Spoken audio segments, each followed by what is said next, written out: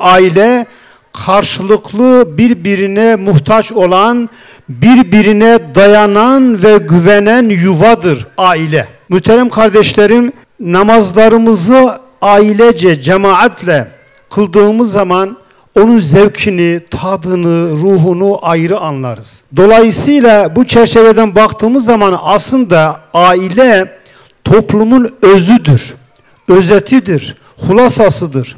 Aynı zamanda aile bir kaynaktır. Eğer bu kaynak kurursa insanlık da kurur. Eğer bu kaynak bulanırsa insanlık da bulanır ve çözülme başlar. Nitekim şu anda birçok ailede çözülmeler vardır. Dolayısıyla aile hayatımızı dop dolu yaşamak durumundayız. Çocuklarımızın ayağına batan dikenler ya bizim ektiklerimizdendir ya da biçmediklerimizdendir.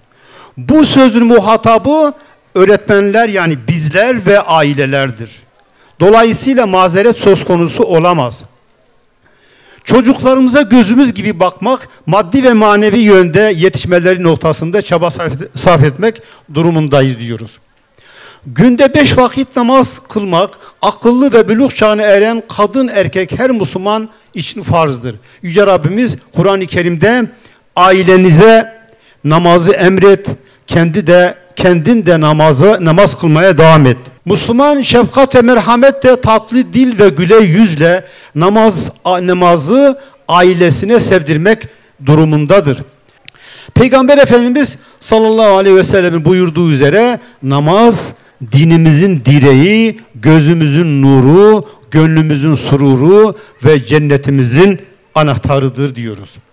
İhlas, samimiyet, huşu ile namazlarımızı camide, cemaatle, evde de ailecek cemaatle kılmaya özen gösterirsek, camilerimizin manevi ikliminden ve hanemizdeki namazın hazzından ve tadından nasibimizi almış oluruz. Namaz merkezi bir hayatı inşa ederek vaktimizi namazla disipline edelim. Yani evde namazımızı kıldığımız zaman ailece kılarsak eminim çok istifade ederiz.